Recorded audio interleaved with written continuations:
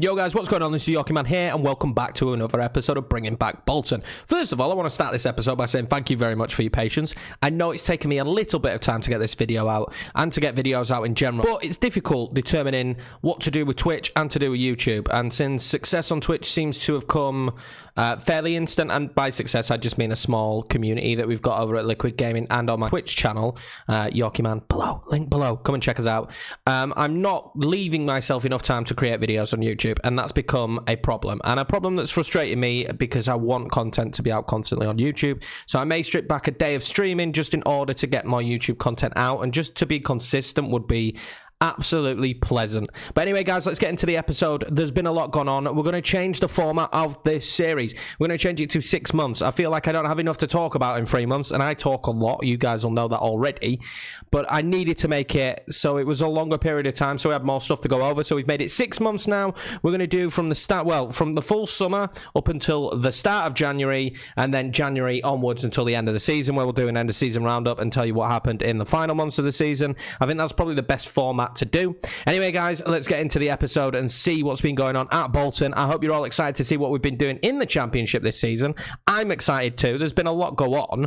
First of all though, I might not have been at Bolton for a long time. We actually got offered a few jobs. I found myself getting offered the Sheffield Wednesday job, the Preston job, and the Hull job, to my surprise. I'm a highly touted manager who is very successful and very much wanted, or at least that's what I keep telling myself. There is only one right way to start this episode, to be honest with you, as we start to look through what's happened off camera, what changes we've made, what kind of financial decisions we've made for the budget.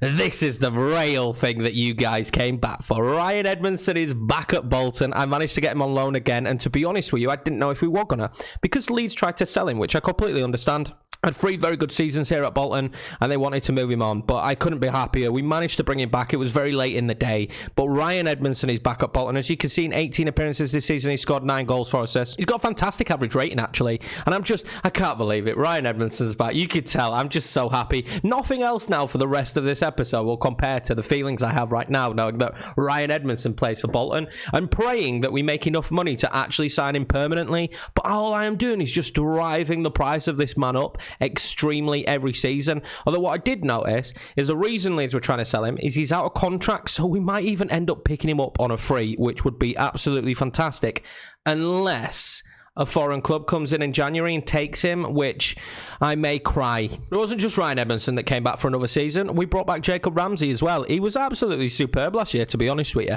I really enjoyed using him, so we brought him back again this year. He hasn't had the exact same impact in the championship. In fact, he's found himself picking up quite a few knocks, and he's had a few injuries, which has definitely dampened his spirits. But I'm very happy to have him back in the team. He's a decent player, to be honest with you, and far better than we probably could have actually signed. I've honestly scoured the free transfer market. This is one of the longest pre-seasons I've ever done, knowing that we were going up to the championship and just praying that there would be something that happens for us where we would actually achieve, I don't know, just anything this year. But I'm very happy that we got Jacob Ramsey in. So the transfers obviously was always going to be where we were going to start. Now we brought in 375k this season, most of it Adam Senior. I managed to get 250k for him. It was okay. I mean, he's a decent player. I wasn't really upset about losing him, to be honest with you. He's gone to Shrewsbury. I'm sure he'll do well there. He was an expensive wage for us. He was getting up in the wage because his contract had set installments for when he played more and more games for the club, and he was getting a little bit pricey on the wages for a player that we just really weren't playing. Now we have brought quite a few players in. As you can see, a little bit of a theme is Man United, which upsets me a little bit, as Dylan Livett was actually from Man United as well, and I think Charlie Wellens was as well. No massive ones of note, to be honest with you. Camillo came in on loan, Ryan Edmondson on loan, and Jake Voskins on loan, but there are a few that I'm pretty interested in seeing how they get on. A returning name was Rayhan. I'm just going to call him Ryan. It's not his name, but it is in my eyes. Tulloch, we brought him back. He's a decent player. We managed to get him on a free, and to be honest with you, my whole mindset was, even if he doesn't work out for us or he doesn't become a good enough player, he's English, he's young, I'll just sell him on for loads of money. That seems to be how it works. But he's done all right so far. He's not having the world's worst season, but again, he's not having a fantastic season. I just don't think he's technically good enough for the championship. Someone who I would say is very much technically good enough for the championship is Diego Brass. I don't understand. We found him halfway through the season. I'm pretty sure, was he at Sporting? Yeah, he was at Sporting and they let him go. And I absolutely love you, Sporting. Thank you very much. He's 5'11". He's a pretty quick winger, but he's very good technically. He's fantastic for Bolton, to be honest with you. He's Portuguese. He's our Ronaldo. He genuinely blew me away when I saw his attributes. You know, you get given all these free transfers constantly from your scouts, and 9 times out of 10, they're all absolutely awful. And you go with the rule of thumb that if they've got a picture, they're probably going to be good. But they actually end up never being good. This guy is the exception to the rule. This guy is fantastic. I'm so glad we got him. And even if he doesn't turn out to be amazing for us, his value's already at 6.75 million. Oh, I can feel the debt just disappearing now just by signing players like this. And he's only 22. It's superb. Pat myself on the back. Fantastic bit of business. It wasn't the only fantastic bit of business as well. On the free transfer market, we found this guy, Pinto. He's an Italian. He's a centre-back. And the most important thing, just completely forget about the attributes. The most important thing here, he's valued at 9.25 million already. He's valued at 9.25 million already at Bolton. I reckon with the sale of just these 2 players, we may be home and dry nearly with the entirety of the debt gone. Okay, I understand that I'm looking at players now in a money mindset, but this is what we've got to do at Bolton. We need to make as much money as possible. But to be honest with you, he's actually an extremely good player and a very, very good centre-back at the championship level. So I'm just excited to have him on board for the money. Last but not least, Rayleigh. I don't know if this guy's of note, but his name's Cameron John. He's certainly not going to play there. He's going to play as centre-back. He's not ever seen left-back in his life. He's worth 1.8 million. Again, money. But if we end up getting rid of him, it's absolutely fine. But he's quite decent physically, and he's all right. I mean, especially at championship level, 13 heading, 13 marking, 13 tackling. He's got all right positioning. I just felt like he was an okay centre-back. And one position I would say we've struggled this year moving up to the championship, facing way stronger attacks, is definitely centre-back. We've been punished a little bit this season, but bringing in players like this should definitely help us, if not for the money. So with that being said, with the transfers, you're saying to yourself, Yorkie, how's the budget looking? How's the overall balance? How are you doing for money? And your answer is not very well. Not very well. I've overspent to try and stay in this division. It does say financial status okay, and don't forget we're in January now, and players will be leaving in January. I have a list of players on my notes over here that I'm going to sell in January. That's not a problem. Players were always going to go in January. I basically brought in players that were going to be of higher value and were just far better than the players we actually already had, and we spent more money on wages than we should have done, but I really do think it was the smartest decision I made, because we can't just rely on all these young players just being fantastic for us. Speaking of young players, we did actually get a golden generation. Right, guys, well, this really is exciting. This is the second time in this Bolton save that this has happened. This just seems to be a theme for Bolton. We have a real golden generation for the club coming through, potentially again. Now, our youth intake so far have been fantastic. We are going to start previewing some youth intake players as the seasons go on and they start to move into the first team. But yeah, another potential real golden generation. Things are looking very good on the youth front for Bolton. So hopefully with that golden generation, we'll get some really good young players coming to the club. But yeah, the finances aren't fantastic, and if we look at the scouting, we're minus 2.12k. I'm not going to adjust the budgets because at the end of the day, I'm not looking to bring anybody in this window. I'm just looking to move players on. Now, if you're wondering what tactic we were going to play this season, this is pretty much the tactic we played. I mean, the starting lineup has differed quite a lot this season, to be 100% honest with you. We really have chopped and changed things, like, a lot. It's been insane. Camilio and Ryan Edmonds have shared up-top duties, to be honest with you. I think Ryan Edmondson's way better than him. He does have 11 goals, but that was when we were playing 2 up top. Now, Camilio, as we're going to call him, although I will call him several different names throughout this series, especially if we reloan him, because that's what I do. He's already valued at 10.75 million. He's actually a fantastic regen from Man United. What's really strange, and I wanted to test this idea, someone had mentioned this on the streams at YorkieMan on Twitch, that finishing isn't the be-all and end-all when it comes to a striking stat, and that technique is very important. And from my experience of using Camilio, I'm pretty sure I said that differently there, it doesn't actually matter as much. He's got 11 goals in 19 appearances with 3 assists, and he seems to score them when he gets the opportunities in front of goal. The 9 finishing and 11 composure doesn't seem to have hampered him that much. I don't know if it's just in his DNA and he's just a very good striker regardless of that, but he hasn't struggled putting the ball in the back of the net, regardless of having terrible finishing. So maybe that is the truth. The guy who said it on the stream, can't remember his name, well done to you. But I mean, if we really browse through the squad, there's been players like Josh Emmanuel and Boone, again, who have been really key this season. I tell you who's been very good for me, actually, who's been a little bit of an underdog, an unsung hero,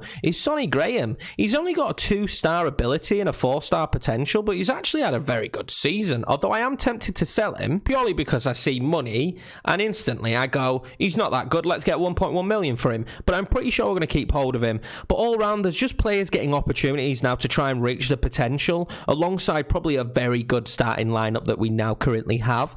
I think the squad is definitely good enough to stay in the division, and the squad is definitely good enough for us to hopefully start moving forward now and improving as a team, and just hopefully I don't have to worry about the debt as much. I do realise that I just said hopefully about 19 times, but I'm very hopeful, guys. I really want success here at Bolton. This save I've put a hell of a lot of time in to kind of like grind the videos out, but it hasn't felt like a grind. I'm very much enjoying the save and just the random difficulty. I'm looking forward to next season because there's teams like Hull and Wigan that are going down that are going to be really good fun to do for me next year. I can't wait for it. Right, guys, so forget the schedule. We'll get to the schedule. The results don't matter. Well, they do matter because they tell this picture, but we've basically been a team this season that we win or we lose. We have 10 wins and 12 losses with only 3 draws. We're on 33 points, and me being optimistic and extremely hopeful, I'm praying that that means we're safe. I'm just... Surely we're safe now. That's literally what I'm saying after every defeat. Yeah, but we're probably safe now. I'm hoping for it. Preston in 22nd have 16 points. I feel like we will still win some games towards the back end of the season, so it's not the end of the world. And on a plus side, Leeds are sat top of the table, so it's not all doom and gloom. Bolton are in 12th, Leeds are at the top. I'm a very happy chappy. So since it's kind of key to the series that we go through the results, there has been a lot of them. What was really infuriating is one of the recent games against Nottingham Forest, where not a single player had any fitness because there was 27 days between the Middlesbrough game and the Forest game. I'm pretty sure it's because of the Qatar World Cup, which I absolutely despise.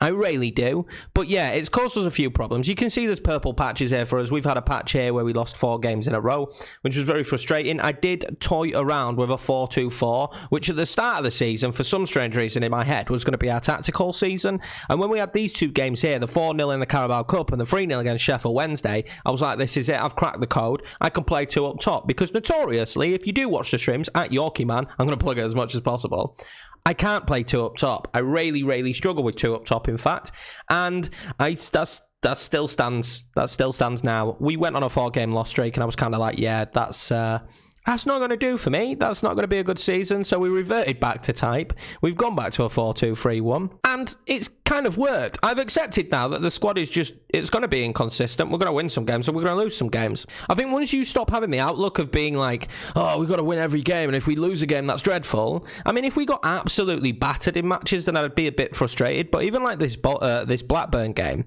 we weren't battered. They just scored all their chances. As you can see, we were actually the dominant side. We had 17 shots, 6 on target. They had 5 and 4 on target and just put 3 of them in the back of the net.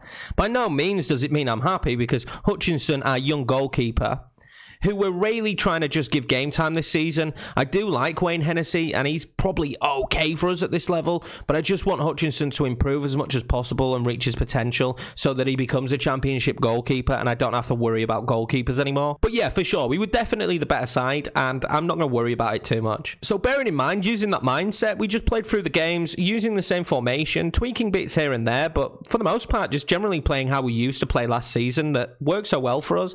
And in some games it did come off, like a 3-0 against Ipswich, a 4-0 against QPR away was absolutely fantastic. We beat Preston 2-1, Hull 1-0, Charlton 4-1, Wigan 1-0, Blackburn 2-0, which was great because Blackburn were doing really well in the season at this stage.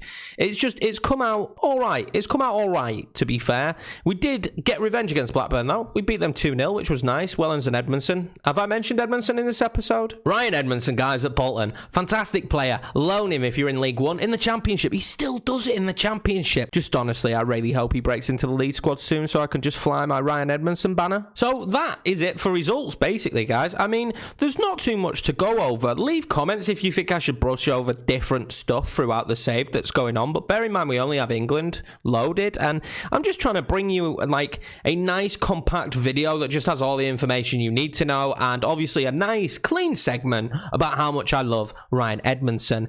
But we're going to make some changes now. We're going to do some transfers here in January and hopefully just fix the finances so they're in a healthy place towards the end of next season. I'm pretty sure that we will stay up. I don't think we're going to go on a late run or anything because we're not going to improve the squad now, but I'm pretty sure we'll stay up. But anyway, guys, thanks a lot for watching this episode. Make sure to hit that subscribe button if you haven't already. I really appreciate the patience, and don't worry, Bolton's going nowhere, I'm going nowhere, and neither is Ryan Edmondson. I'll see you in the next one, guys.